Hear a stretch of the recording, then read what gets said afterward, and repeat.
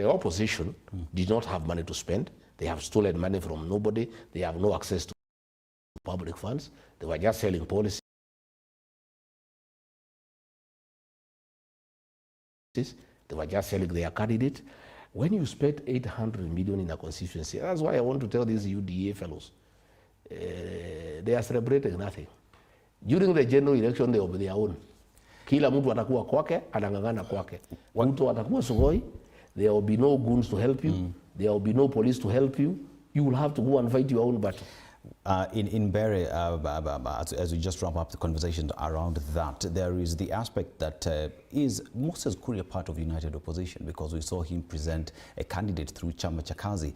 And in your own deduction, would you say that affected in one way or the other? It did. It did. You see, when the elders of Bere approached me, it's because of the clan dynamics. Newton Karis and Boy, the one who was in DCP who went to Kuria, come from one clan. And the elders told me, if we have the two candidates, it's not good. You know, the other guy, the one who is said to have won, comes from a different clan. So they asked me to step down this guy so that this clan can have one candidate. And it made a lot of sense because I understand the Bere people and the clan dynamics. And because I'm from the mountain, I understand those things. So I withdrew the candidate. But then the government approached Kuria. Kuria is part of the Ruto administration. He's not in United No, he is part of it. His party, the Chama cha Kazi, is one of the many wheelbarrows I talk about. You know, Ruto has so many wheelbarrows in the mountain, parties that he uses for his own use. So he called that wheelbarrow to get this guy. This guy got 2,500 votes. Those votes, because of the clan dynamics, would have gone to Newton Karis. Yeah? Despite the theft of the election and the voter suppression and the bribery and the violence, probably if those votes went to him, it would have been different. And I have told the people of the mountain, this is going to happen a little bit more. There are so many wheelbarrows in the mountain. And William Ruto will be checking where it is. He introduces 2-3 wheelbarrows to divide the vote. But as it were, people are very intelligent. People now even know. I'm even happy that it happened because I've been talking about it. And people now can see what I've been telling them. That Ruto has many wheelbarrows in the mountain that he will be unleashing to interfere with the outcome of elections in various constituencies and counties. So people must be aware which is their party, which is the party they can rely on, and we'll call out the wheelbarrows so that people know them. When they see them, they know they are wheelbarrows. Yeah? But Kuria and Ruto are one, and they were on the same side, you know? And that is the way it was planned. And it defeated what I had done because I had withdrawn the candidate to allow the United Opposition to have one candidate to face the other. But you see now, through Kuria, another candidate was introduced to divide the vote for Newton Karis.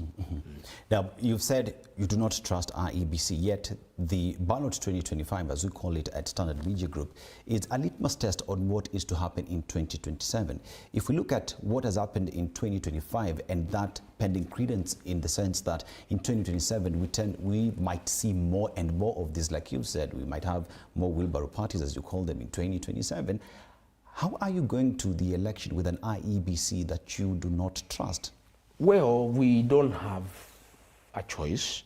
What we have to do is just improve our mechanism to gather our votes. And the people will gather the votes. Despite the voter suppression, despite the violence, despite the intimidation, the people of Narok made their point. The people of Kenya will do so. And it's good these by-elections have happened. We have now known the use of goons. The people will be prepared to deal with goons. I can tell you, these goons will not disturb anybody any other time in this country. They will be dealt with. The use of police in civilian clothes, people will deal with it. We are very happy that these by-elections happened. We have known what Ruto intends to do, the use of goons and police for voter suppression, for interfering with the will of the people. It is good it has happened in good time. We're going to educate our people. There will be a lot of civic education in the next 1.5 years. As we start meetings in February, wherever we go, we'll be educating our people. Again, let me also tell you, It is easy to bungle a by-election because you are dealing with one vote. In Narok, we had one agent. What will happen in 2007? There will be 10 agents for the MCs. There will be another 6 agents for the MP. There will be another 4 agents for the governor. There will be another 4 agents for the senator. There will be another 3 agents for the women rep. There will be 6 agents for the president. You will find in a classroom, there are 30 agents. And those 30 agents, you cannot make them agree on how to bungle the election because they have different interests. So what will happen is that all of them will protect the credibility of the vote. You know, the agents, because they are many, they will protect the credibility of the vote. Again, each candidate will organize men to protect the polling station from goons. But you see now, in Bere there was only one candidate. His capacity to protect the polling station is diminished because he's just one person. But where you have 6, you have more than 40 candidates in a polling station fighting. Each one is fighting to win. Those people, they will mobilize 20, 30, 40 people each. There will be 500 people outside there saying you cannot interfere with this election. Yeah. And you know it's good it has happened. Kenyans are wiser, you know. The Maasais in Narok are saying, had we known that you said goons here, wangekuta sisi tungewangoja. So 2027, the Maasais in Narok will be waiting. They will protect the polling station with their means, and they have the means to protect the polling station from anybody, including the police. So we want to say the police is very embarrassing that the National Police Service have made goons a part of the service. They work together. IG has rendered the command of the National Police Service to politicians. It's a shame. It's so sad. It's unbelievable at this age that goons can take over the National Police Service. You know, it's unbelievable. Even the other day, the president said that all the goons who attacked us in Kariobangi should be arrested and charged. The following day, the National Police spokesman gave some 80 names. It is 1 week. None has been taken to court. And they will not be taken because they are part of government. These are government goons. They were organized by the PS Internal Security. So nobody will take them to court. So the president is just wasting our time. He's just enjoying the people of Kenya, saying we don't want goons. I've directed IG. He stands there. He salutes. It's 1 week since he gave the instruction. The names were given. Who has been taken to court? And nobody will be taken to court because these goons are part of the government arrangement to manage politics. So what will happen is that the people of Kenya will prepare themselves to deal with the goons, to deal with the police, and that is what will happen in 2027. Now, Gachagua, let us talk about the United Opposition. So here is a question where you made a statement in terms of zoning Nairobi for DCP, and that elicited a lot of conversation because even Wiper party leader Kalonzo Musyoka said, we have not gotten into any discussion in terms of zoning. And many have equally just described you as a bully, that within the United Opposition, it's either Gachagua's way or the highway. Is that the case? I don't think I've said it's either my way or the highway, but I'm the party leader of DCP. And I have my party to market. I must market my party, and I must fight for its rightful space in any dispensation. What we have agreed as United Opposition is in Nairobi is that we'll have an arrangement where we are not having friendly fire because we will lose. Nairobi is complicated. And there are voting patterns that have been there in history. There are areas where Wiper is strong. There are areas where DCP is strong. If Wiper and DCP fight, we could give way to UDA. And all I was saying is that we have an arrangement. That is true. Even Kalonzo has clarified. He didn't say we have not spoken. What he was correcting is the impression that was given by the press that I said these seats are being reserved for DCP. I never said such a thing. What I said is that between DCP and Wiper, among ourselves, we will take all these seats. That's what I said. I didn't say they will be for DCP. That's not the statement you made. No, that's what I said. I said between myself, between DCP and Wiper, we'll take 16 out of 17 But Mr. Gachagua, you're quoted saying that in Nairobi, the governor position would go to DCP. I said yes. I said You said yes, that I did. senator position would go to DCP. I did. You said that 17 seats of member of parliament would go to DCP. No, I didn't say that. At what point in I that did. conversation did you say that you sat with Kalonzo and agreed on how you would take these seats as United Opposition? Because that did not come out. No, you are also putting words in my mouth. What I said is this. Between myself and Kalonzo, we have had discussions on how we make sure that we take the majority seats in Nairobi by not fighting among ourselves. And I said, I'll be fighting for DCP to be given governor, to be given senator, to be given women rep. I'll fight. It does not mean because I'll fight, I'll get. But I must fight. You see, my friend, if you want to go somewhere, you must be ambitious. You must anchor your party properly. I would like my party to take governor. I would like it to take senator. I would like it to take women rep. That does not mean because I would like it to take it, it'll take. We'll negotiate. And then I said, out of the 17 seats, we'll fight for 16 out of 17 among ourselves. I didn't say they are for DCP.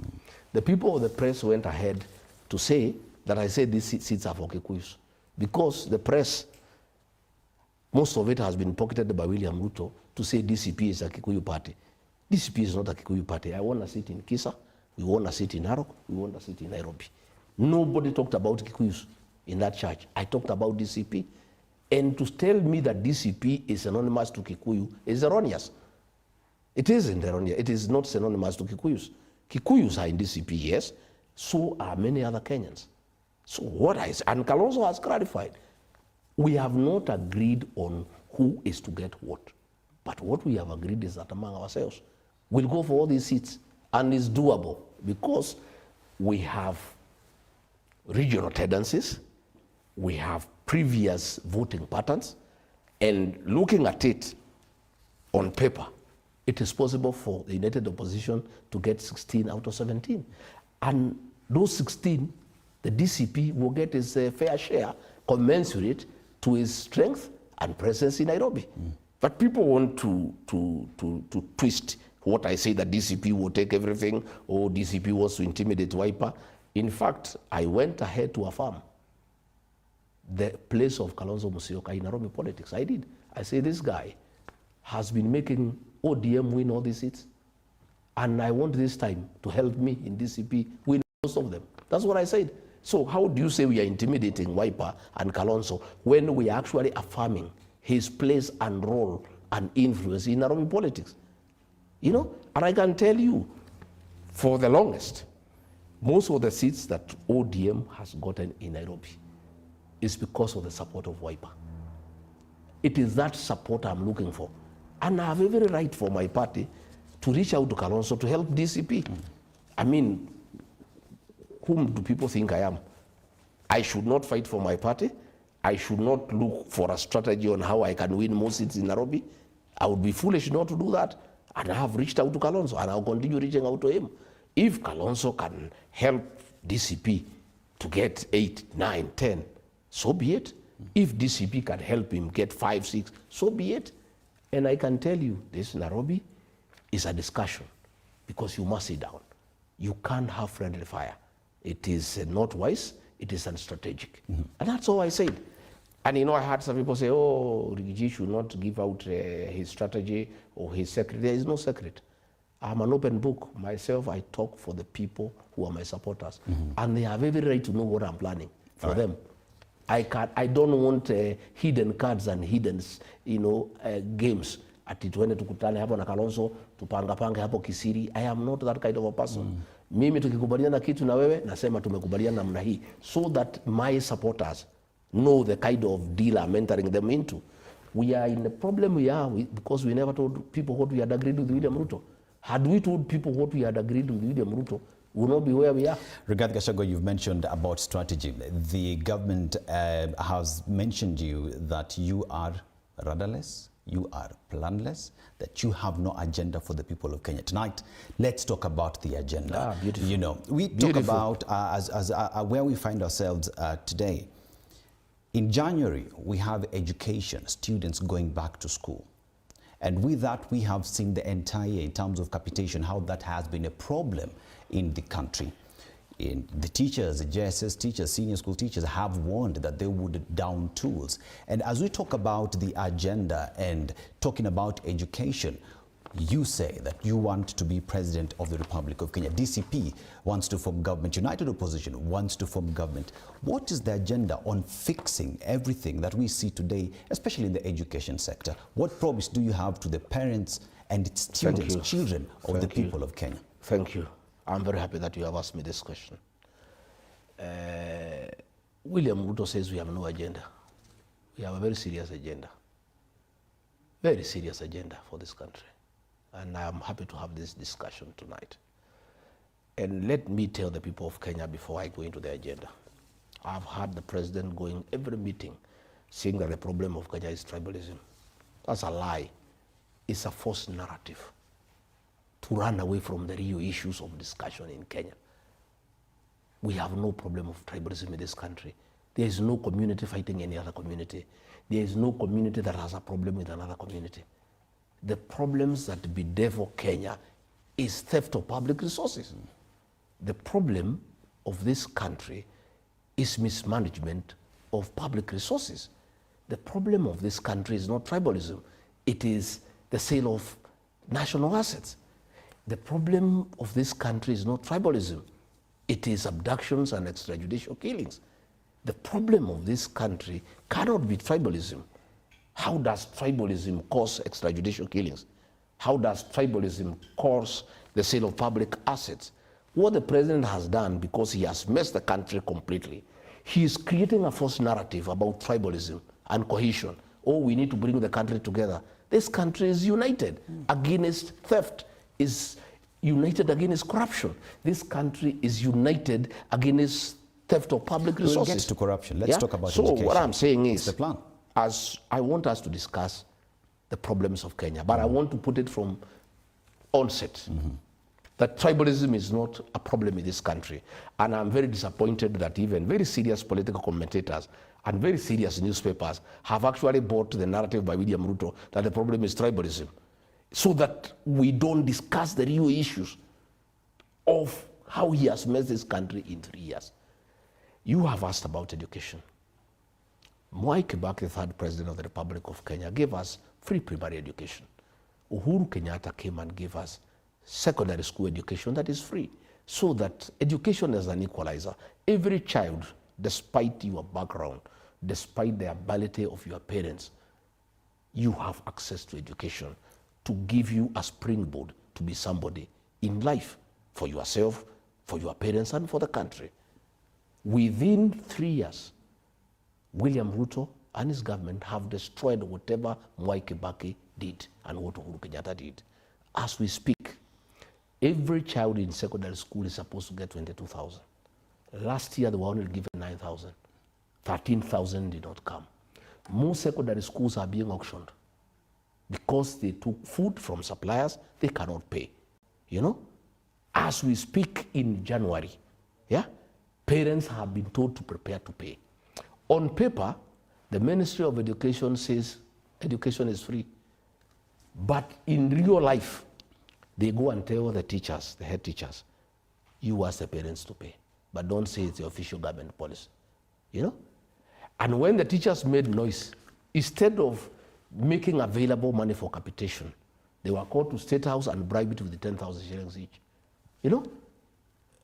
You bribe the principals and the head teachers to stop talking about the collapse of the education system. So what I am saying is this, that we need to fix our education system. And one of the things that I and the government that I will form will do is make sure we reinstate free primary education as given by President Mwai Kibaki. Again, we reinstate, we reinstate free secondary education, especially for the day schools, so that once you go to a day school, you pay nothing, you know? Again, we have a problem of 20,000 teachers of the junior secondary school. These teachers, and I was the deputy president, we recruited them on internship for 2 years, and they were promised, and I was there. We were there with Nancy Macharia, she was the TSC secretary, William Ruto was there, Ezekiel Machogu was there, I was there. And we agreed even in cabinet that they will be on internship for 2 years, then they will be confirmed in permanent and pensionable. The government has refused to do that, you know, and they are saying there is no money, you know. And this money is there, but this is the money that is being stolen. This is the money that was being given to teachers, 10,000 each. This is the money that was being given to chiefs, 10,000 each. This is the money that was being used in Mbere and Malava. This money has been there for for the JSS teachers. But this is the money that has been stolen and diverted to politics by William Ruto and Kindiki. All this money you are seeing around the country being dished for politics, this is the money that was for the JSS. Look at the lecturers. We had a problem with the lecturers for a long time. Yeah, they were on strike for a very long time. 49 days. The other day it was agreed that they be paid 50%. They were lied to. They have not been paid. We have a looming strike in January because the money is not available. This is the money the president is using for re-election. And then these teachers are being told the problem of Kenya is tribalism. How? How so? How can the problem of Kenya be tribalism? The problem is mismanaging the education sector. 2024-2025, when you were deputy president, still, capitation to schools never got there. Do you take responsibility or do you distance yourself from that? I take no responsibilities because, you know, in 2024, I disagreed with William Ruto about the finance bill and about the way he was running the country. It's on record. That is why I was hounded out of office. I started telling him the country is headed in the wrong direction. We have lost our priorities. And this is not right, you know? By the time the impeachment was in the works, Mr. Gachagua, you had served as deputy president. Yeah, but everybody knows. Gotten to schools. Everybody knows. How do you distance yourself from everybody knows that you served in? Everybody knows, and if you ask J.B. Muturi, he can tell you, I oppose most of those things in cabinet. And it is one of the grounds that was used to impeach me, that I was having insubordination, that I was not agreeing to cabinet decisions. Yet you go to cabinet so that you express your opinion. It doesn't mean because you are in cabinet you must agree to everything that is being proposed. For the last, I served 1 year. The second year I had a problem with the president when I realized that we are just stealing public funds, that we have lost our priorities as a country, that we are destroying the educational sector. If you look at HELP was working. They came and introduced a mongrel of finance model that cannot work. I opposed it in cabinet. I said, Mr. President, I have listened to lecturers, I have listened to students, I have listened to parents. Nobody wants this system. The English say, if it's working, don't fix it. This HELP has been working for very many years. Let's panobit it a little bit and improve it. Let's not scrap it. And what I'm saying is that... how would you fix it? I would reinstate HELP and panobit it.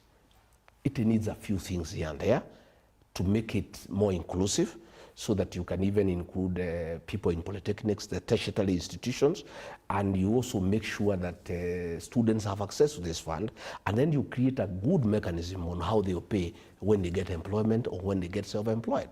But you don't scrap the whole thing. It's throwing away the baby with the bathwater. And these are things that we want to do. We want to bring back free primary education, free secondary education, strengthen the competency-based curriculum by involving all stakeholders. You know, you cannot impose a curriculum without talking to the teachers, without talking to the parents, without talking to the pupils and the students. These are things that we must do. And again, we must invest as a country on our teachers. We must remunerate them well. These teachers who are internship, we must confirm them to P&P so that they can also earn a dignified living.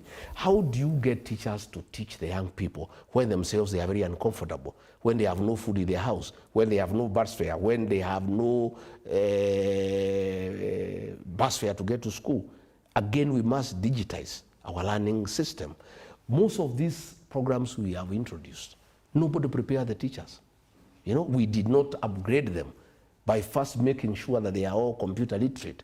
So these are things that we want to do. And my brother, to build our country, we must fix our education system. And Mwai Kibaki did it. And everybody was happy. In a record 3 years, that has been destroyed. And that's what we are saying, we must fix it. And the problem that we have today, as we go for Christmas, parents are crying. Where will they get money to pay school fees in January? And then William Ruto is on top of the vehicle telling parents their problem is tribalism. What has tribalism got to do with the capitation? What has it got to do with the payment of JSS teachers? Let us deal with the real thing.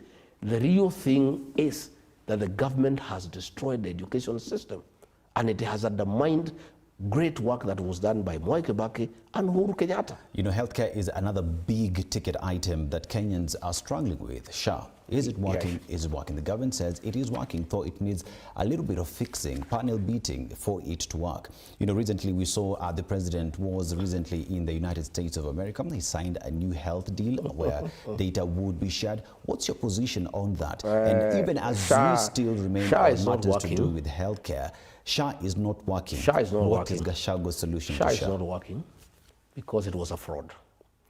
William Ruto attended a church service where I attended in Embu. It was the inauguration of the Bishop of Embu Diocese. And then he took the microphone to say SHA is working.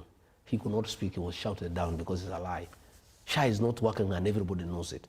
Even a standard 4 child knows SHA is not working.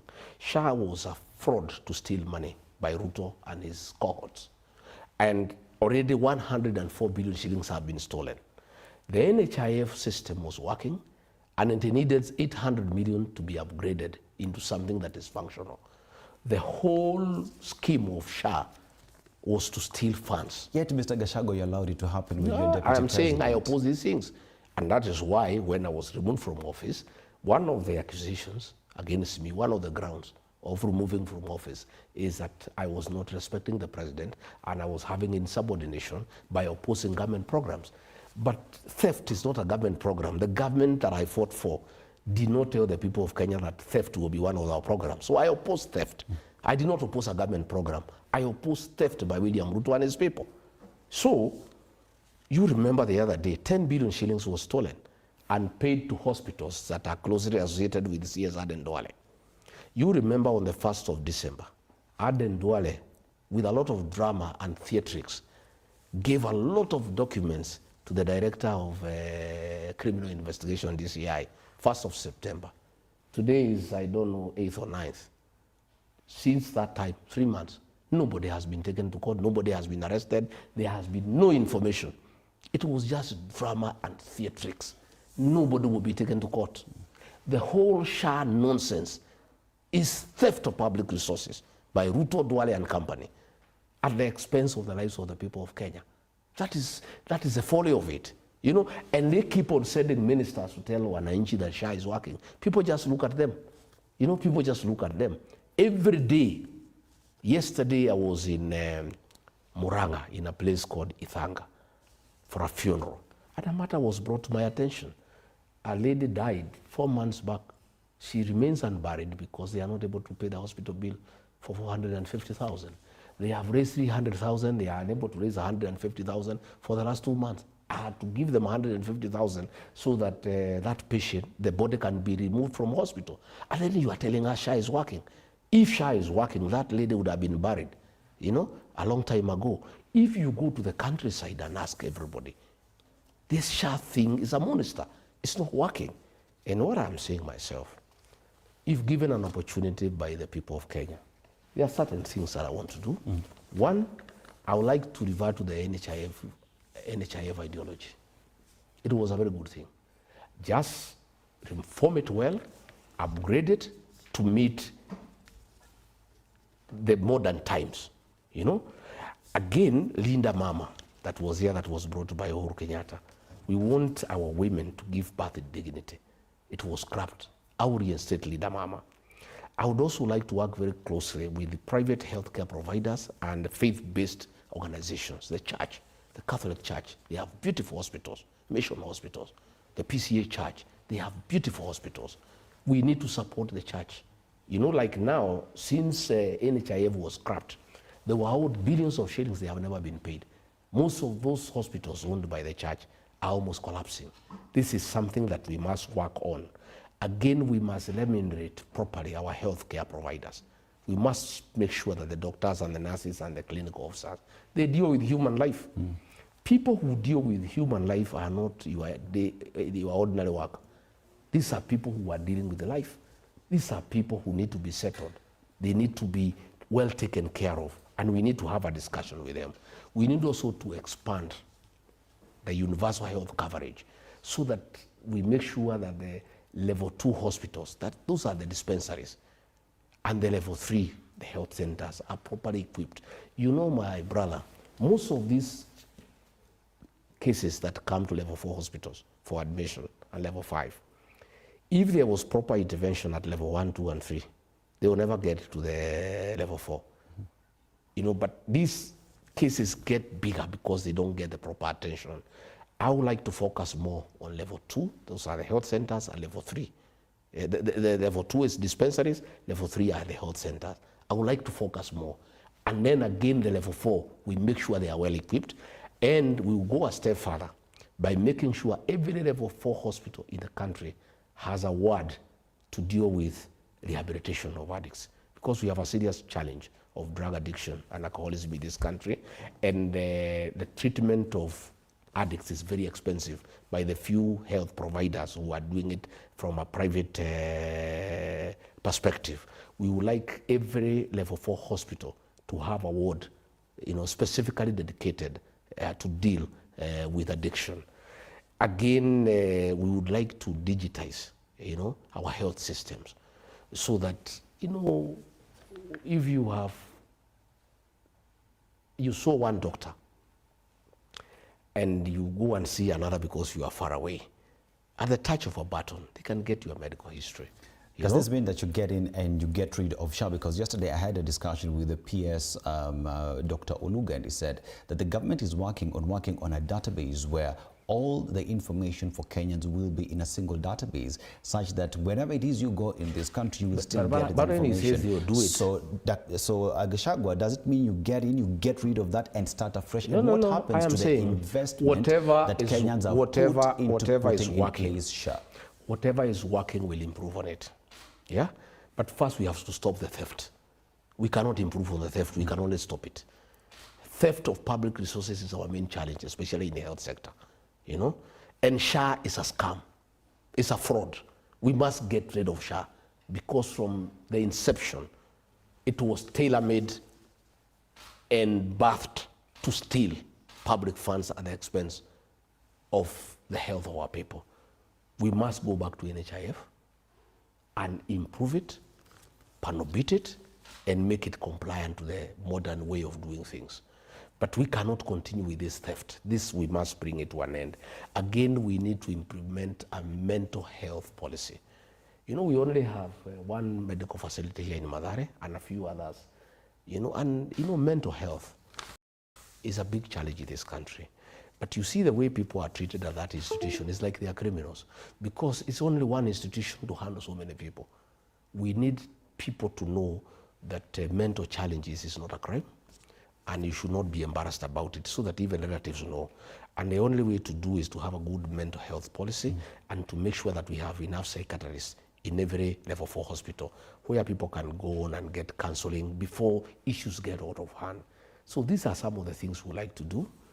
And of course, what was signed in America is unacceptable. Why? We cannot sell our medical data to foreigners. We cannot. Even if we are poor, we have our own dignity. The right to privacy is absolute. We cannot give our medical records to the Americans for their own research and analysis using our records. And I think it is very inappropriate for the president to brag that he has signed an agreement with the Americans to get some money, you know, so that we give away our medical records. And I'm happy that Okia Mtata has already gone to court, and I wish him well, because this must be stopped. These are things that we cannot allow, you know, that a president and a government can auction our dignity as a people, you know. You need privacy to your records, your medical records. It cannot be given to foreigners.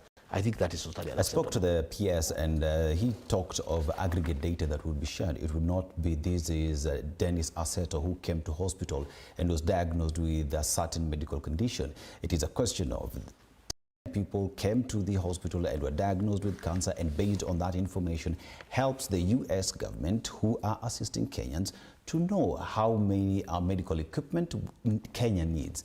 And that is kind of data that would be shared. Can anybody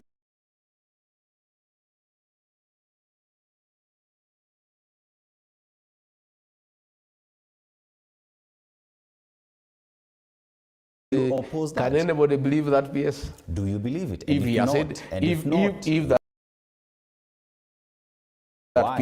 that PS is saying SHA is working and it's not working, can you believe in it? On what fact, Mr. Gachagua, is the question?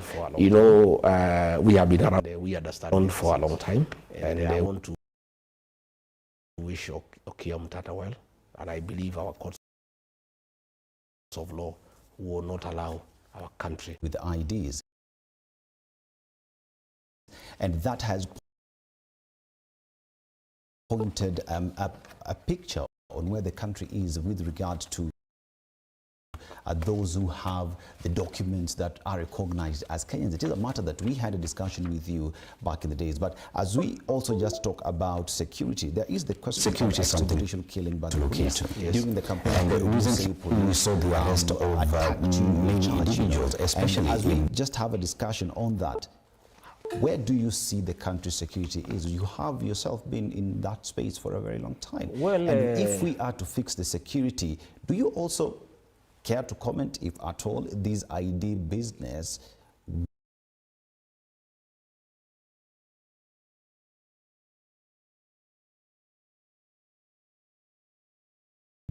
يقدم بوكيت بروكر كنوز عام 26. الآن حان وقتك للانضمام إلينا. I'm very saddened that we have lost it as a country. We have a clueless CS for Interior who has no idea on how to manage a country's security architecture. We have a situation where the National Police Service is working with the goons. It's like they are a unit in the National Police Service. We have seen the President of the Republic of Kenya moving around in town in Nairobi in a company of goons. They are robbing people when they are in the presidential convoy. They are, touching women's breasts when they are with the presidential convoy. They are stealing people when police are there. And there's nothing the police can do because it is the president who has invited the goons to accompany him in Nairobi. We have seen where police are tear-gassing the clergy and they are tear-gassing Sunday school children in church, and no action is taken. You have found where goons are being ferried in police vehicles with crude weapons, where goons have become part of our security architecture. That is how sad it is. It's unbelievable, And you have found where the country has sunk so low that the Inspector General of Police and the police commanders have surrendered the police command to politicians. It is politicians who are giving directions to police. Attack so-and-so, beat so-and-so, and there's nothing that can be done. And the commanders are helpless. We have found, I have myself been attacked in 12 incidents in the last 1 year. I have reported this to the IG, to the DCI. Nothing has been done because those gangs are under the command of politicians who are opposed to my politics. The National Police Service is no longer at the command of the Inspector General, it's no longer at the command of the county commanders. The National Police Service is at the command of politicians and criminal gangs. And sometimes we wonder, this Haiti mission, the police went to Haiti supposedly to help the people of Haiti deal with the criminal gangs, but it is looking that they went there actually for benchmarking on how to work with the goons. Because since these people went to Haiti, the relationship of the police and goons have actually become very close and very cordial, and they are actually working hard together. You saw during the Sabasaba riots, property was destroyed in the mountain region and in Nairobi by goons under police supervision. So what we are saying is this, you look at the situation in the border. The president made a decision that is ill-advised from a security perspective. Of course, he is doing it politically. He thinks he can get foreigners from Somalia to come and register as voters and vote for him. So foreigners are being issued IDs. The 5 chiefs who were supposedly abducted, it was not an abduction. It was stage managed by government. Why would you say that? Yeah, because they were in Somalia, registering Somalians as Kenyans. What evidence do you have? No, we have it. You saw the other day a racket here in Isili, where foreigners are being registered as Kenyans, and in fact, I'm told the police who unearthed that racket are actually in trouble because they were not supposed to unearth it. It's embarrassing to the government because the government is part of that nonsense.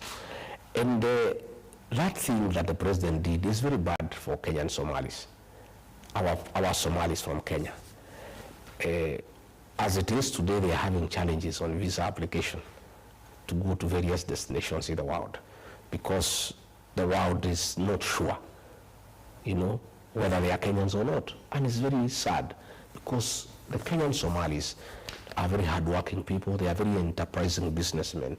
These are people who should be able to travel all over the world, go to America, go to Britain, go to Canada, and do business. They are people who have contributed immensely to the growth of business in this country. It is very sad if they are profiled for extra surveillance and scrutiny arising from that decision by the president. But it is the extra surveillance and scrutiny that was happening in the country, which is called vetting, and it is that process that many people from these border counties, I included, because I went through the vetting process. That is why we went for that. Many say that the vetting process is not fair to the people who are Kenyans, and we need to go through a different exercise as any other Kenyan. We would rather have extra surveillance at the border to make sure that only Kenyans are registered as Kenyans and foreigners are kept away, other than get our Kenyan Somalis profiled by the international community arising of a decision. I learned that ChatGPT works best with detailed prompts, but I hate typing them. So instead, I dictate that our people are being profiled. But having said that, what I would want to do myself if elected president, the first thing I would do, day one, is recall our police officers from Haiti. They're already home. A few. The others are still there. The process is ongoing. Many have lost their lives. Many have come back with injuries. Even the one the president said he died, the body has never come home. We must make sure these policemen come here and serve the people of Kenya. How is it that people are being terrorized by criminals and cattle rustlers when our policemen are in Haiti? Why can't they come and first guard the people of Kenya? Number two, we also want to equip our police officers and give them modern equipment to fight modern crime. Train them on cyber crime, make sure that they are properly trained to deal with the modern crime as it's happening in the country. Again, these policemen are suffering a lot. This SHA nonsense has really affected them. They used to have a very good insurance cover. And if you talk to the police officers, they are really crying because they are being forced to go to SHA that is not working. Same with our teachers. We want our policemen to have a very good medical scheme. We want to have a risk allowance for them because most of them suffer in the line of duty. We also want to make sure they are properly remunerated. These men and women in uniform, sacrifice a lot for this country and to make sure that we are all safe. Again, they have no vehicles, You heard the other day Mukomen saying that people should give them fuel. That is corruption. Wananchi pay taxes. Why should Wananchi pay taxes that is being stolen by bribing teachers and teachers and chiefs, and then you ask them to go and buy fuel? All police stations in Kenya and police posts should have a well-serviced vehicle with enough fuel to enable them serve the people. So to talk about matters to do with security, you mentioned that you have seen goons working together with politicians and police. Evidence on that, Mr. Gachagua, because at the end of the day, if it's just another statement, it remains being a hearsay without evidence.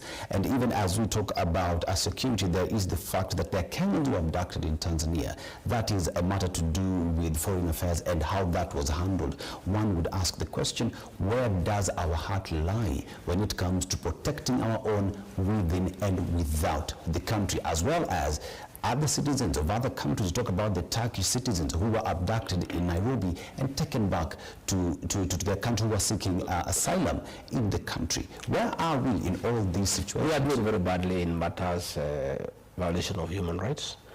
There are very many cases of forced abductions, forced disappearances, and extrajudicial killings.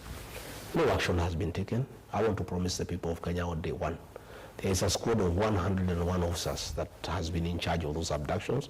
It will be disbanded, and no officers who abducted our children and killed them will be held to That account. squad was put there during the time when you're deputy president. And I complain about it. I complain very bitterly. Did you raise the question to IPOA or to IAU? No, I raised it publicly in Mombasa for the people of Kenya. I raised it with the president himself in a security meeting.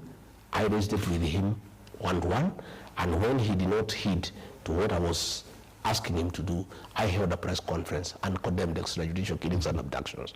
I still hold that position, that on forming government, abductions must come to an end, extrajudicial killings must come to an end, and all officers who have taken part in abductions and extrajudicial killings will be prosecuted. Because you're part of the National Security Council, what was the reasoning behind the formation of that force?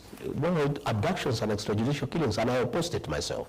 And when the president did not listen to me, I held a public press conference. It's on record, on the 26th of June, 2024. It's on record. But that, Mr. Gachagua, was way after you had served in government. Why didn't you speak from the very first day? Those issues, Because Mr. Gachagua, one would say, at the point when you were giving that statement, it's because you knew that impeachment was coming. That was in June. Impeachment was in October.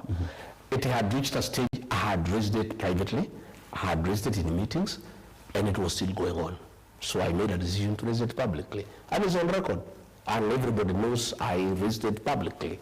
What I'm saying is, we must make sure when we form government that extrajudicial killings must come to an end, abductions must come to an end, and all officers responsible will be held to account. And let me tell police commanders who are escorting goons around the country, we are keeping a very good diary.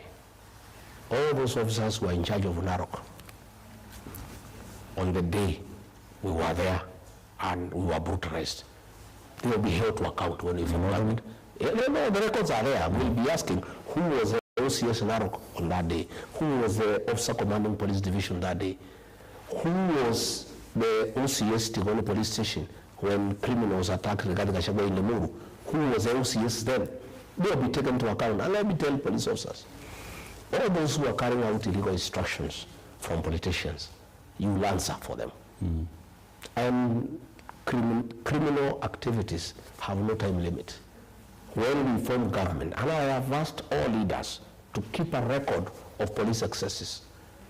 Keep the name of the OCS, the name of the OSPD, the name of the sub-county commander, the guy in charge of CID, and keep proper record of the police excesses, the sins of commission and omission. When we form government, these officers will be held to account. Are you speaking to a government that will finally allow the Inspector General to be independent and do the policing work? You know, we have an Inspector General of Police who have surrendered his command to his juniors. This Douglas Kanja does not even know what goes on. The guy in charge is called Masengeri, the guy in charge of AP, and the guy called the Langat. These are the guys who are running the show and the DCI. The IG is a flower girl in Kenya. He doesn't know what goes on. He's from my village. He has no idea what goes on, you know, and it's so sad, you know.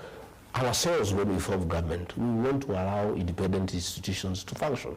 We want independent offices to function. You want an IG who can take command of the police. And I want to tell Douglas Kanja and those two DIGs to remember that in 2007, Major Ali was taken to the ICC for sins of commission and omission. And the way we are driving this country as we go towards the election, I see these officers having a date at The Hague. Kaja, Langat, Masengeri. I mean, I see you having a date at The Hague. Because the way things are going, ICC. No, the way things are going, you allow goons to terrorize Kenyans under police formation. Kenyans say no, and they fight. And there is civil strife. ICC comes in, and you people in charge of the police command, you will have to account. Would you be at the forefront in filing a petition of course, the ICC? Of course. I can tell you a lot of things are going on. A lot of documentation is going on. And I've told William Ruto he had a date with The Hague. I see him having a second date. And he knows he was not vindicated. It is only that witnesses were interfered with. He knows what Hague means. And the way things are going, I see him having a second date at The Hague because he has allowed criminals to take over the security sector and rain terror on the people of Kenya, you know. And I don't, this will constitute crimes against humanity eventually. And as we go towards 2027, the way I'm listening to Kenyans talk, Kenyans will defend themselves. And you see, when Kenyans defend themselves because the police are not available to defend them, there is anarchy. When there is anarchy, there is death, there is injury, and then the ICC will come in. The Kenyans will defend themselves. What exactly do you mean? What do you mean? If you go to terrorize people, goons under police supervision go to terrorize people, you expect people just to sit down?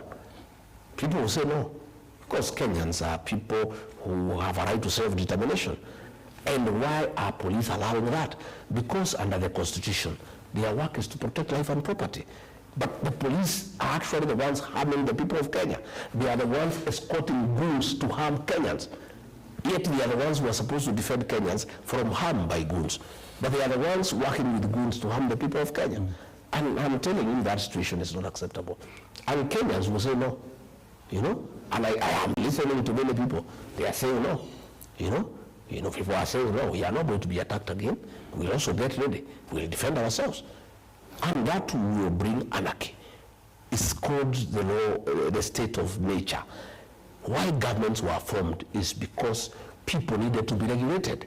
But we have a country where we are reverting to the state of nature, where police are working with criminals to terrorize people. When police, people are supposed, these policemen are paid by the taxpayers to defend the people of Kenya. They are the ones joining criminals to attack the people of Kenya. What do you expect the people of Kenya to do? Mr. Gachagua, does it mean that today, with all the cases that you have reported that you were attacked, you are unable today to walk into a police station and file a report because you do not trust the police? And if that is the case, then what picture does that paint in the minds of Kenyans who have no other option? Exactly, that's the point I'm saying. What do you expect Kenyans to do? What has happened myself now, I have people who defend me. The people who attacked us in Kariobangi Church, they were fought by my people, my supporters. They fought them, and they drove them away. Then they came back with the police, with guns, and live ammunition, and tear gas, and overwhelmed our people because they have guns. But you see, what will happen is that there will be many cases like that. What has happened is they attacked me in the Muru. They have never attacked me again without reaction. Because you see also I have supporters who will not allow people just to attack me. You know, wherever I go now, I have people also who defend me against the gangs. But do you want that in a country where people are defending each other and police are escorting one side to attack the other? It's a shame for Douglas Kaja and the National Police Service and Kipchumba Murkomen. He talks a lot of English, but it is during his tenure, you know, it's during his tenure, you know, that goons have taken over the National Police Service. He wears expensive shoes, expensive belt, expensive watch, but the country is being run by goons. How does he even get sleep? How do you get sleep as CS Interior?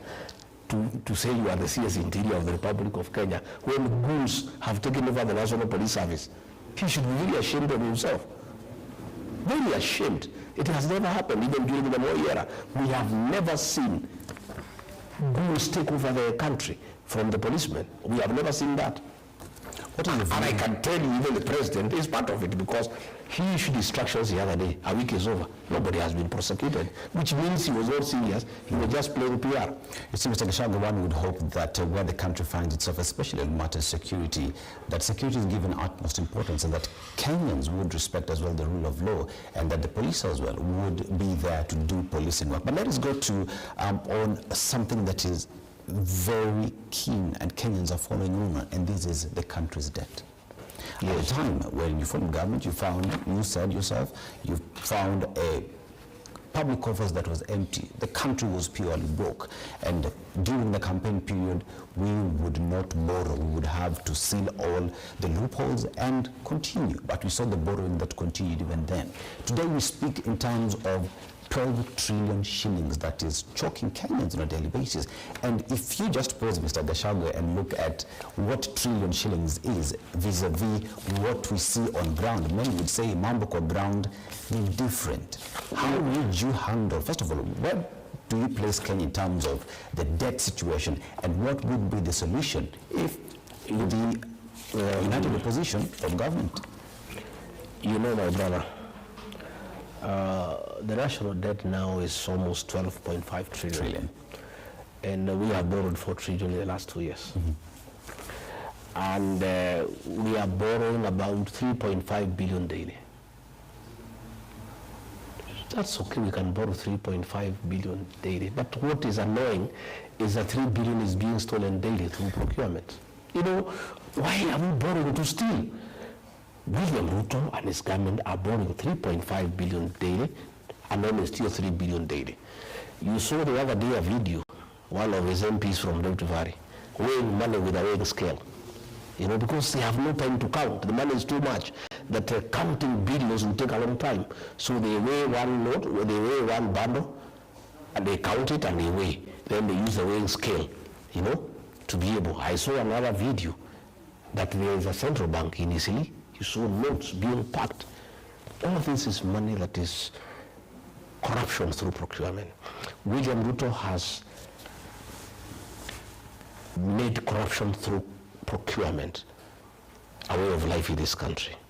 And he has started by having corruption in the State House, where he bribes people daily when people can see without even hiding, without even being ashamed. I used to see people bribing policemen, hiding a little bit. You know, they would hide, fold the note. Because bribery is not a good thing, they will hide a little because they are ashamed, because bribery is not a good thing. He called chiefs and assistant chiefs and bribed them with 10,000 each, and cheated them that he'll make them deals. And the chiefs were just laughing because it's a lie. They know it's not possible because we don't have those number of administrative divisions. So one of the chiefs called me from somewhere, I don't want to say where, they'll hunt him down. And he said, this man is such a liar. He's telling us to go and lie to the people of Kenya that he'll make Kenya Singapore. But what is sad is that he has lied to us, ourselves, before he can go and lie to the people that he'll make us deals. And we know very well that it is not possible, you know? We had him bribe teachers, bribe everybody. This is money that has been stolen because it's not his money. His salary cannot match what he's using to bribe people. You have seen the sale of national assets, you know? The Safaricom, you know, Safaricom was sold to Kenyans in 2007, 25% shares. There was IPO.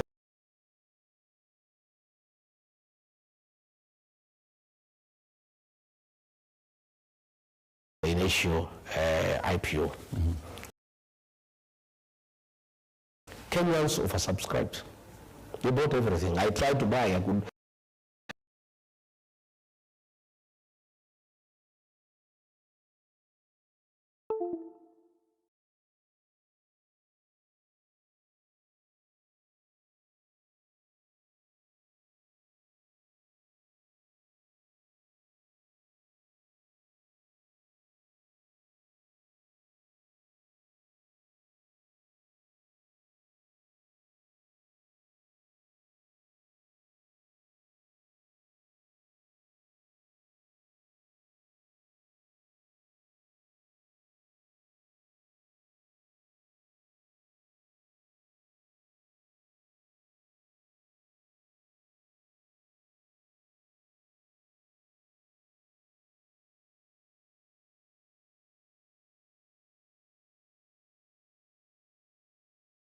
Vodacom at 34 shillings.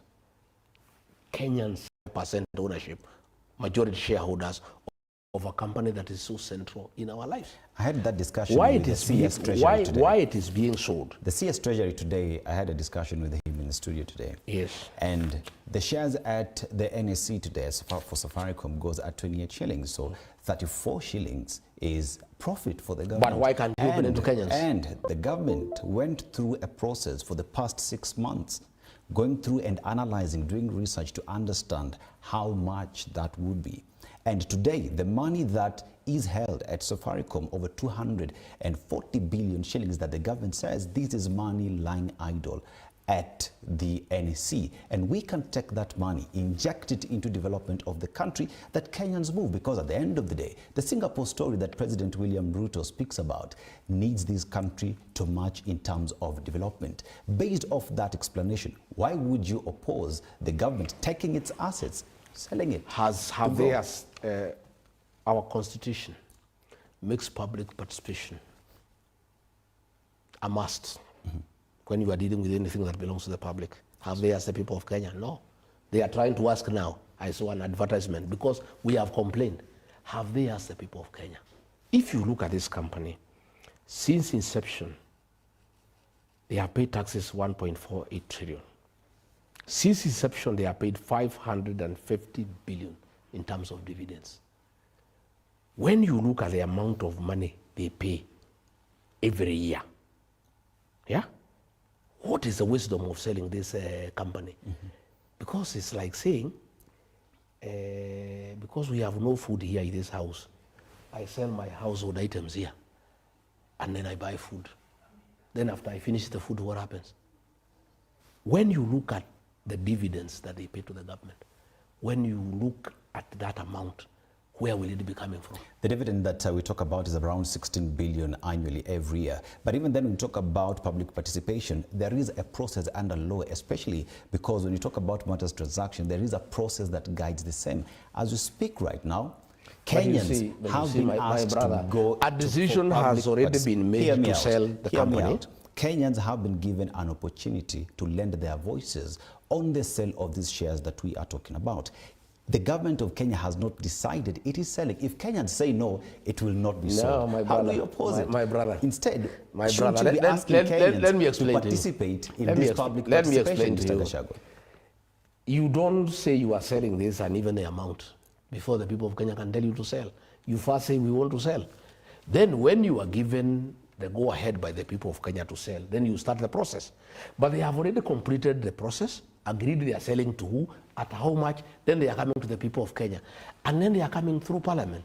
Parliament is an appendage of William Ruto.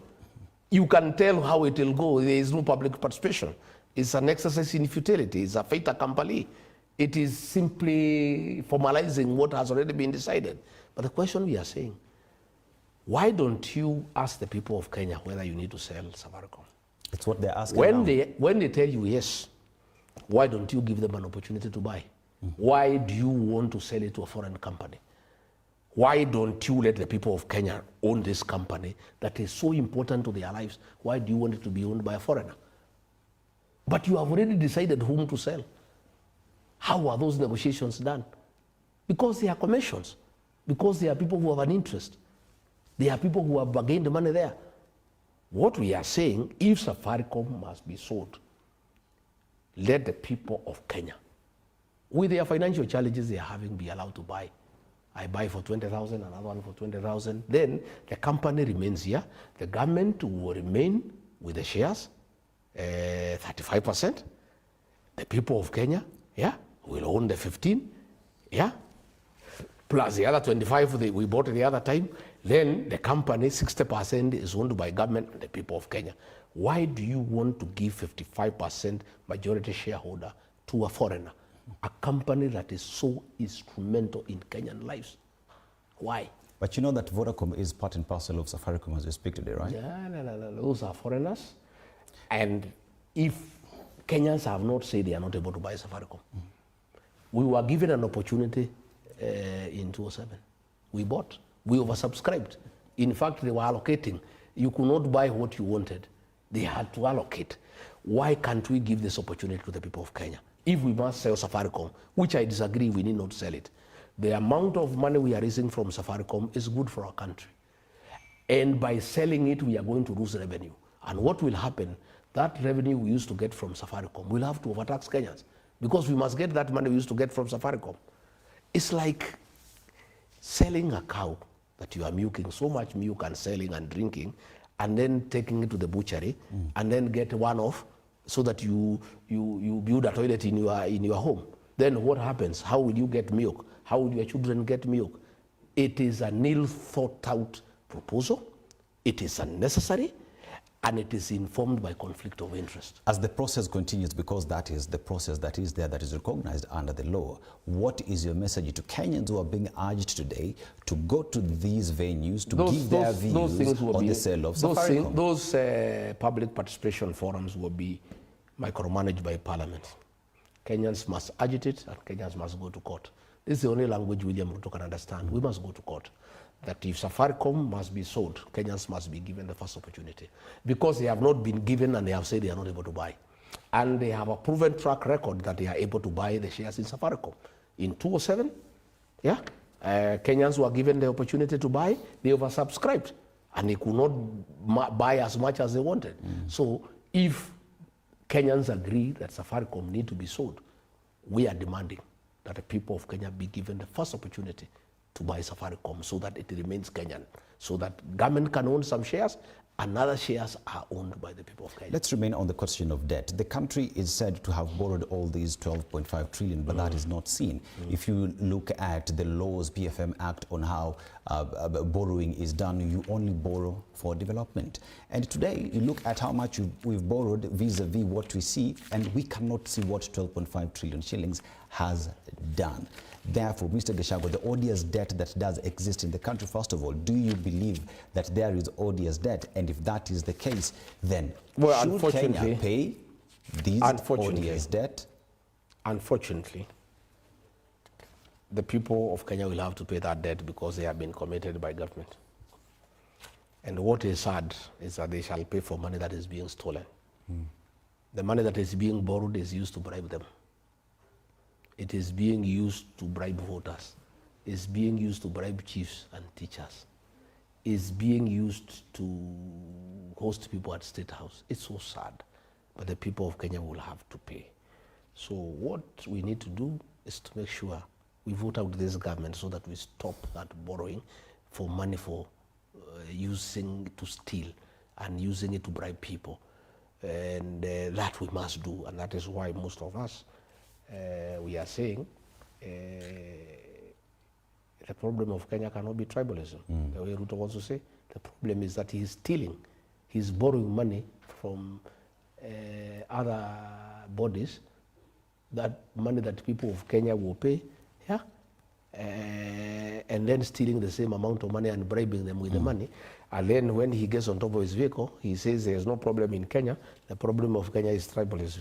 What is the position on President William Ruto's State of the Nation address? He says that at the macro level, the government is doing very well. International lending institutions are doing very well. But down at the ground, because you listen to people, that is just a talk. What is the actual position of Kenyans with regard to the economy and how they are feeling in their pocket? And if you form government, my brother, how would you fix that? My brother, if you want to know economic growth, forget about those figures of inflation, of economic growth, I don't know, macroeconomics, Talk to the people of Kenya and ask them how the economy is doing. They'll give you an answer. During the reign of Mwai Kibaki, Kenyans felt economic growth. You didn't need to give a State of National address. You didn't need to give an economic survey to tell the people of Kenya that the economy is growing and there is economic growth. The people of Kenya felt economic growth. There was money in circulation. You know, the bypasses were opened up. Houses came up.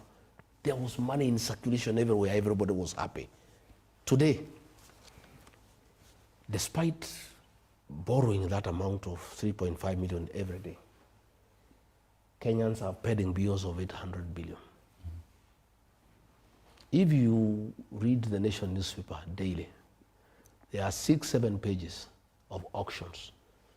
People are being auctioned, their properties, their land, their houses, their matrimonial houses are being auctioned. Simply because government owes them for the last 3 years, 5 years, they have refused to pay them. Marriages have been broken.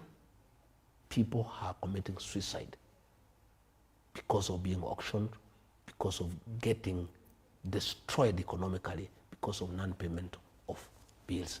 So when Ruto goes to Parliament to say the economy is growing, what do those people whose property is being auctioned because they are owed money by government, how do they feel? And what is sad, all those houses and land that is being auctioned It's not being bought. There's nobody to buy.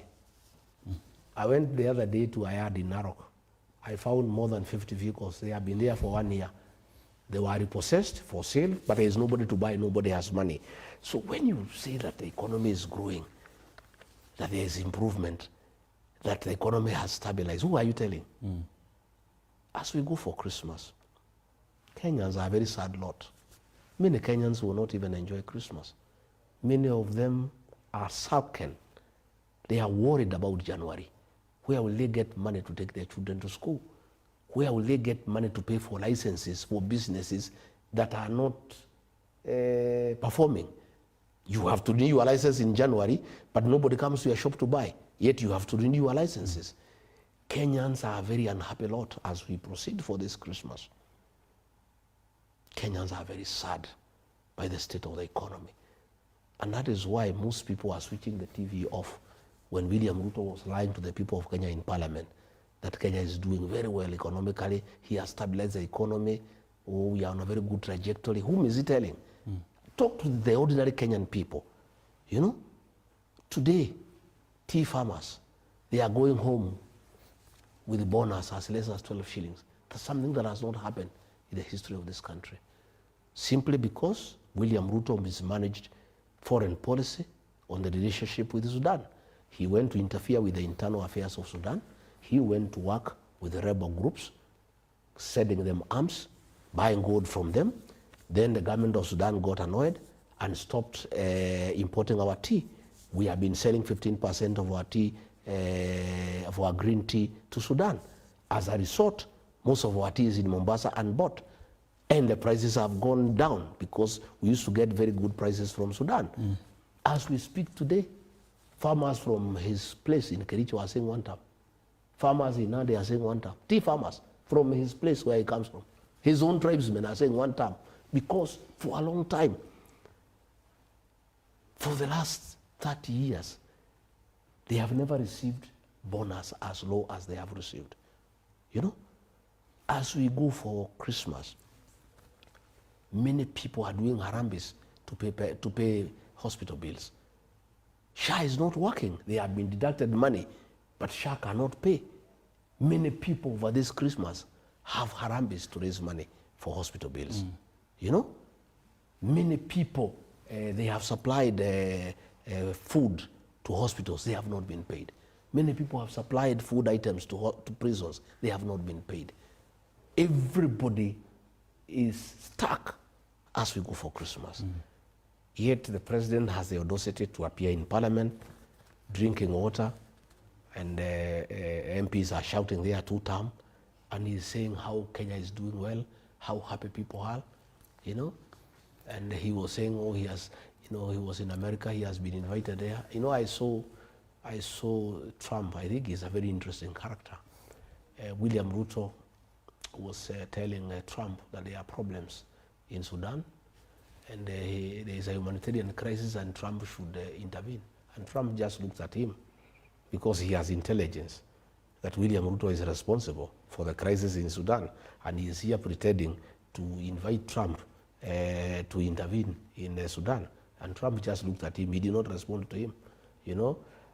So, you know, I have had, I would like you give me an opportunity to talk about Singapore. I prepared something because I would like to debunk.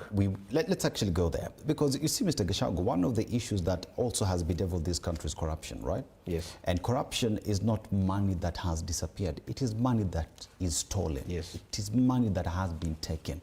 And money, as they say, has trail, has paper trail. It can be traced to where it has gone to. The government of Kenya today says, we want to get to a developed country. We want to get to Singapore. But if you look at what Lee Kuan Yew did in Singapore, the first thing he did was to criminalize corruption. If you were found to be corrupt, you would be shot dead. Today, Kenya finds itself at a position where corruption is coffee, tea, sleep, wake up corruption. If you form government, what is your promise in dealing with corruption so that the Singaporean dream becomes a reality? Let me talk about Singapore. William Ruto is very good at narratives. Last election, he came with the bottom-up economic model. It has collapsed. He said he'll lift people from bottom to up. Those who own motorbikes will own centers and taxis. Those who own taxis will own matatus. Those who own matatus will own buses. You believed him? You We trusted did. him? We You believed supported him. him? We believed him. It was the greatest fraud in the history of Kenya.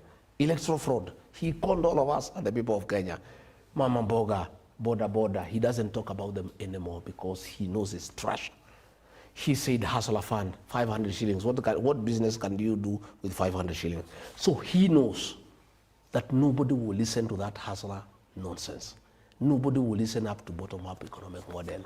So he has now come up with a new con game of Kenya should be like Singapore. Singapore, the country pursued a radically pro-business, export-oriented strategy. Singapore slashed corporate taxes, guaranteed rule of law, and built investor confidence. So what is William Ruto doing? He's saying we want to be like Singapore. This is what Singapore did. Yeah? Himself, we are struggling businesses. Our importers in Mombasa are strained. The tax regime is oppressive. It kills business. Investors are fleeing Kenya due to corruption and insecurity. In Singapore, they rose to what they became because of rule of law. In Ruto's Kenya, the one he wants to be Singapore, goons are in charge of the country.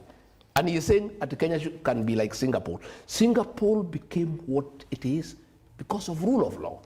Here is William Ruto, president of Kenya, saying Kenya will be like Singapore, first world. Singapore became what it is because of rule of law. In Ruto's Kenya, goons are in charge of the police. Who is going to invest in this country? When goons took over Nairobi and other centers, destroyed supermarkets, destroyed factories under police supervision, who in his right mind is going to come and invest in Kenya? Number two, in Singapore, education was made the primary engine of national development. In Kenya, in 3 years, Ruto has destroyed education. The free primary education brought by Mwai Kibaki, destroyed. Secondary school, free primary secondary education brought by who? Destroyed. HELB, a system to fund university education, destroyed. And then he is saying, that Kenya can be like Singapore. Singapore became what it is because education became the primary engine of national development. Here is a man lying to the people of Kenya so that they can be re-elected, that Kenya can be like Singapore. Yet the first thing he has done is the opposite of what Singapore did. Singapore made sure that education is the primary engine of development.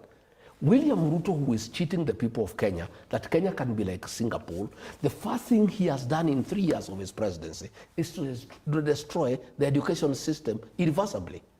And then he's telling people that Kenya can be like Singapore. In Singapore, they had bilingual policy.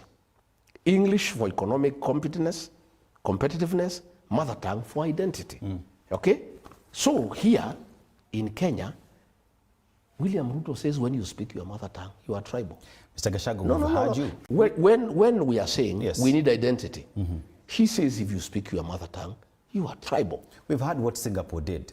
We've had the problems that Kenya faces before it gets to Corruption. Singapore.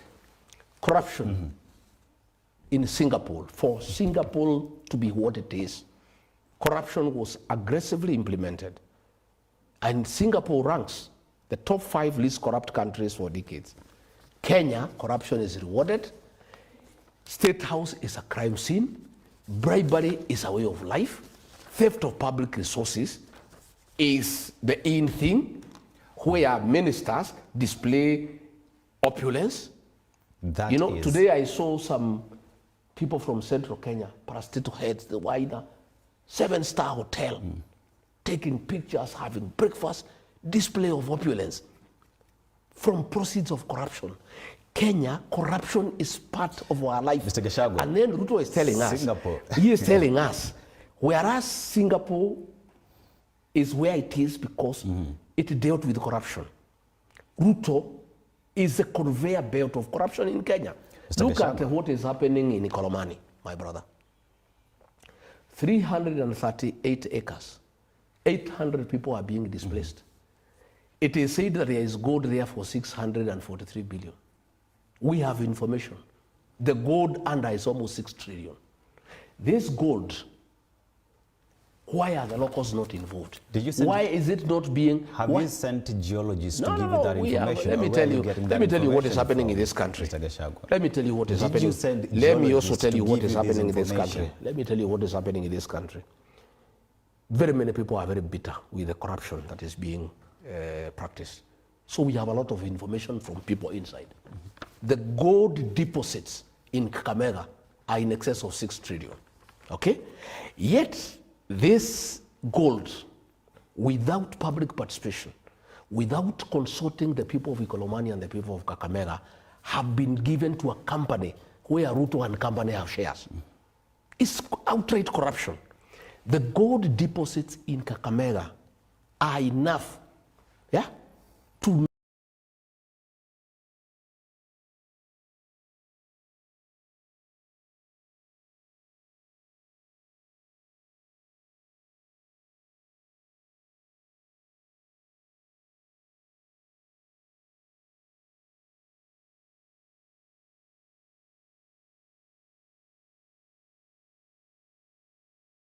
make Kakamega a county that you salivate when you go there. Is to be stolen by William Ruto and company. You've mentioned what Singapore has done to get to where it Yes, is. corruption, they dealt with corruption. You've mentioned problems So- that so I'm Kenya asking find you, my itself. brother, you are Question telling is- me- Question is, Mr. Gachagua, let's Yes. talk solutions. Yes. You form government. How will you achieve the Singaporean dream if you form government from the United Opposition perspective? We don't want to tell people like we shall be like Singapore. We don't want narratives and theories like William Ruto does to cheat people. We are honest people. What we know,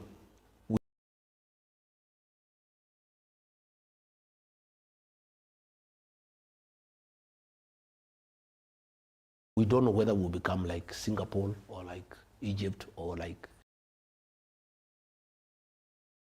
People stop looking at the real problem of this country. You know, we must deal with corruption decisively. And we must make sure that independent institutions to fight corruption are allowed to do so. We must also make sure that people get what they earn rightfully. We must make sure that we don't sell public assets. Like now, pipeline was being sold at 100 billion. Before we go to Listen. pipeline, before we go to pipeline, I just want to remain at Ikolomani. Yeah, I just want to talk. We'll go to pipeline. Ikolomani, yes. Still on Ikolomani. Yes. If you were the president of Kenya today, with the knowledge and the information that you have, that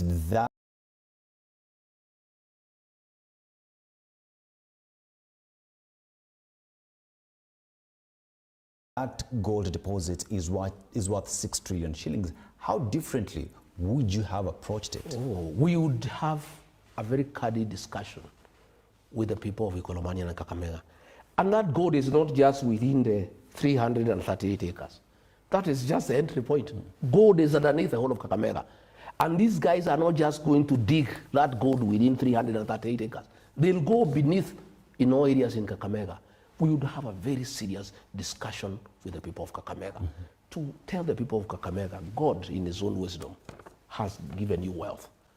How do we get this wealth in partnership between the government and yourselves to transform your lives? How do we agree from the sale of this gold? How do we share the proceeds to go to development, to build roads, to have water for irrigation, to build boarding schools for children, to build ultra-modern secondary schools, to build universities, to boost people to do business? It is absurd that a few people, with the connivance of William Ruto, Musalia Mudavadi, Wetangula, and Shinari, want to steal 6 trillion from the people of Kakamega, and then they remain in abject poverty. And I'm telling the people of Kakamega, they must put their foot down. They should not, even if they are to be killed or jailed. The people of Kakamega cannot allow these gold deposits to go to a few people when it should benefit the people of Kakamega. And I'm asking them to stop it until we form government. Then when we form government, we can have a discussion.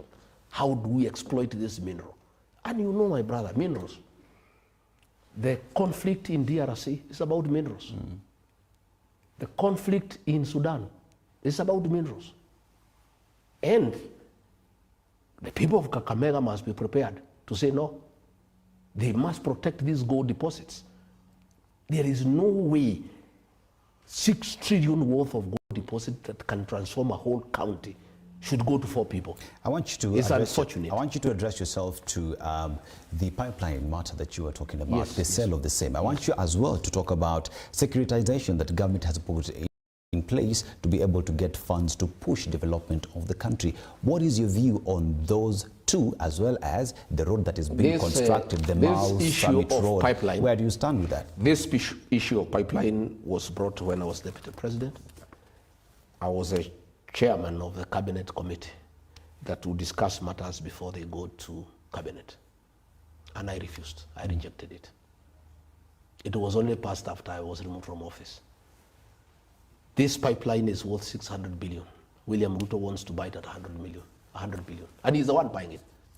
And he told me, we have interest in this matter. When did he tell you? When I was in his deputy. At what time? When I refused, when I rejected it in cabinet committee, and his minister went and told him that I have refused, he called me and said, no, just please, let's process this thing. And I said, no. This thing, pipeline, is a national asset and is a strategic investment. How do you give the storage of our petroleum products in the hands of private people? These are strategic parastatals that have security implications for the security of the country. Again, how do you sell an institution worth 600 billion at 100 billion? And they are targeting some land in Mombasa. That land in Mombasa owned by pipeline. That land, is worth 400 billion. So you buy pipeline, but the land you are targeting is worth 400 billion.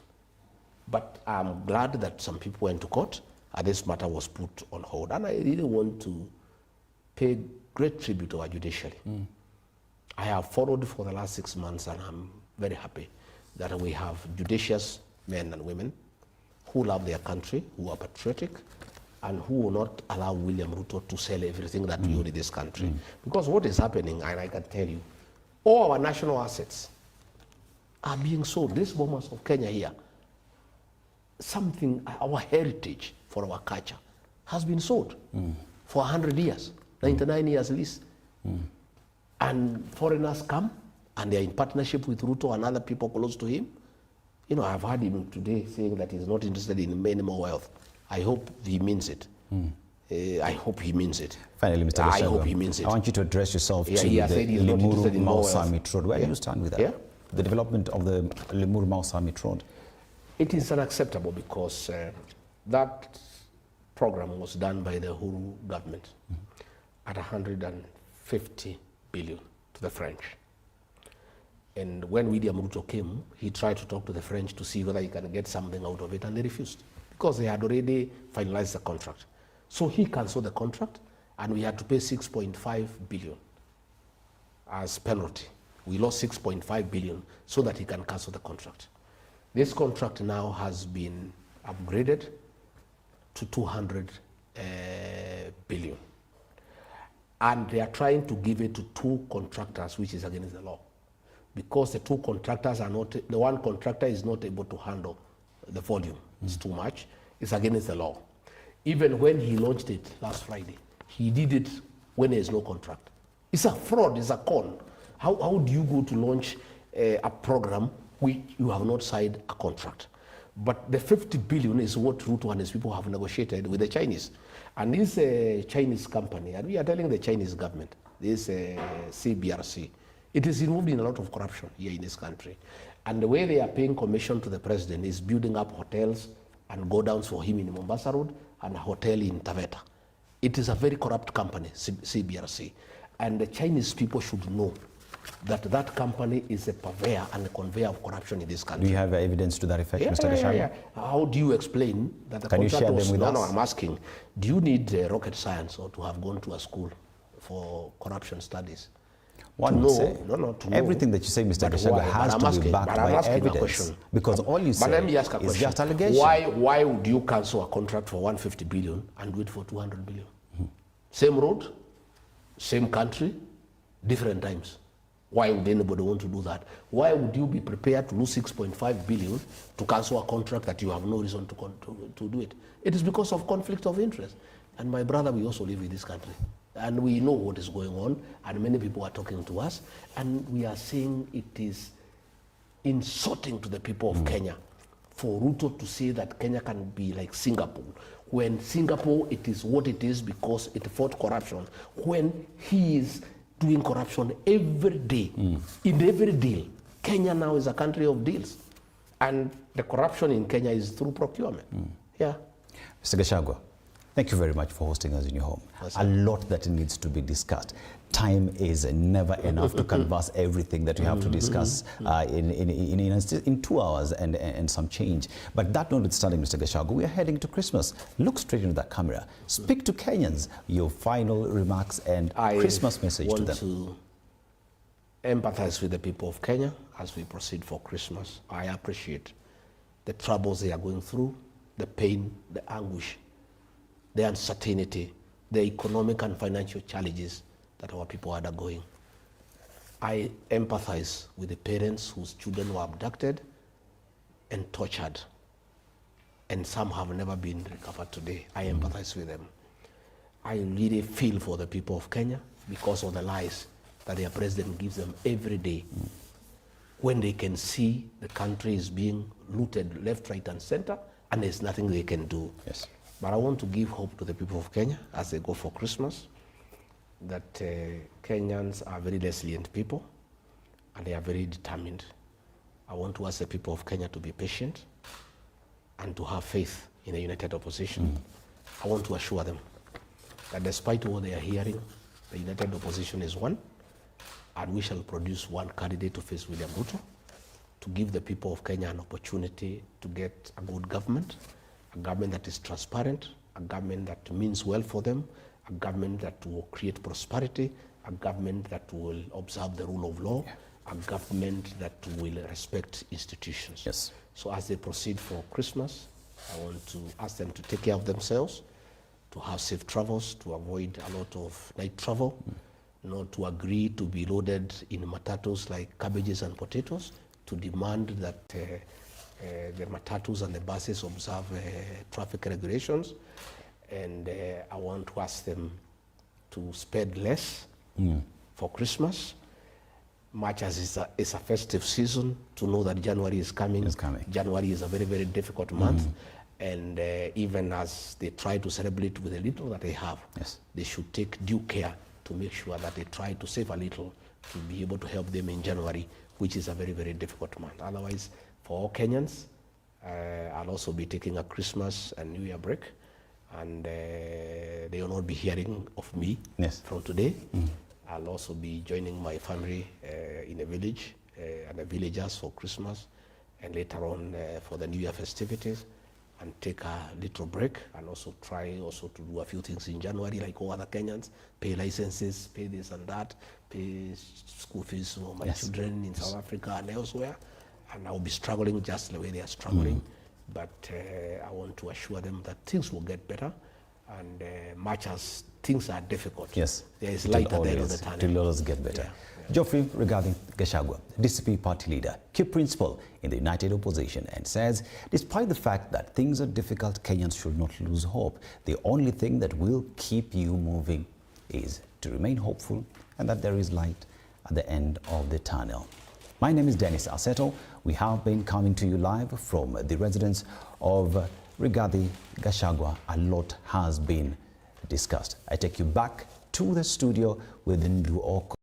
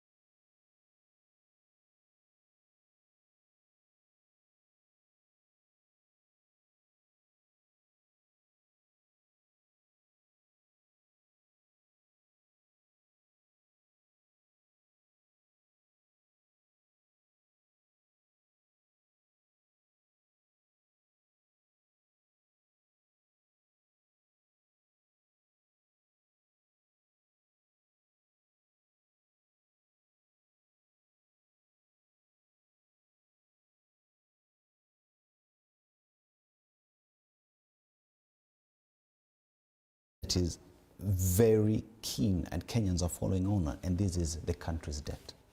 Yes. At the time when you formed government, you said yourself, you found a public coffers that was empty. The country was purely broke. And during the campaign period, we would not borrow. We would have to seal all the loopholes and continue. But we saw the borrowing that continued even then. Today we speak in terms of 12 trillion shillings that is choking Kenyans on a daily basis. And if you just pause, Mr. Gachagua, and look at what trillion shillings is vis-a-vis what we see on ground, many would say mambo kwa ground ni different. How would you handle, first of all, where do you place Kenya in terms of the debt situation, and what would be the solution if the united opposition from government? You know, my brother, the national debt now is almost 12.5 trillion. And we have borrowed 4 trillion in the last 2 years. And we are borrowing about 3.5 billion daily. That's okay, we can borrow 3.5 billion daily. But what is annoying is that 3 billion is being stolen daily through procurement. You know, why are we borrowing to steal? William Ruto and his government are borrowing 3.5 billion daily, and then they steal 3 billion daily.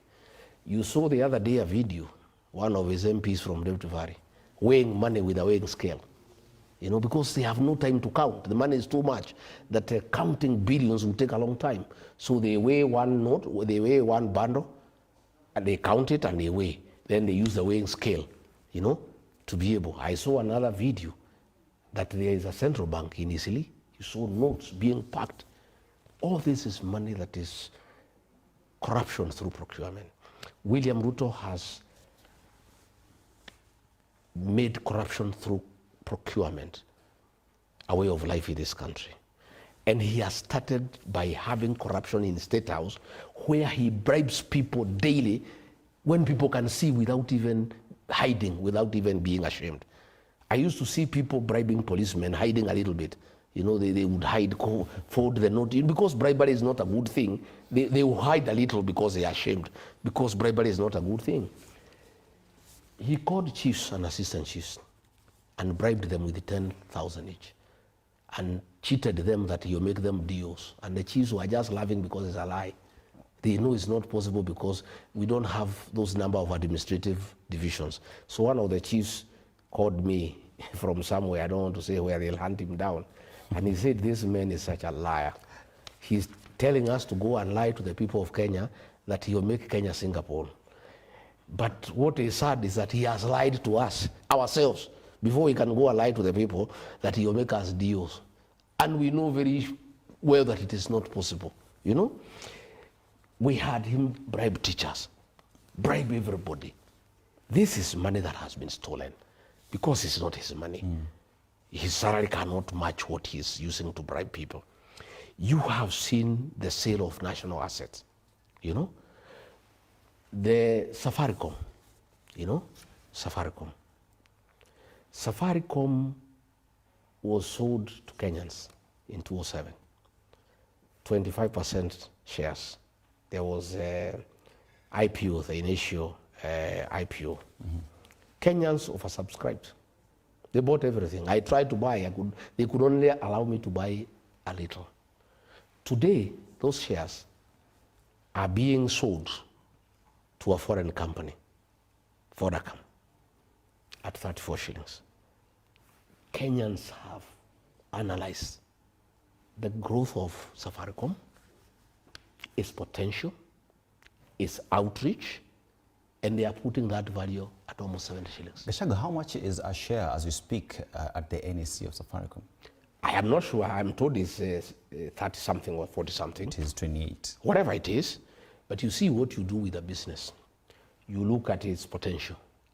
You look at the potential of that business, and you look at its projected growth, so that you know what is the potential value. You know? Again, what we are saying, this is a company that is so central in Kenyans' lives. It's the one doing M-Pesa, almost everybody on Safaricom.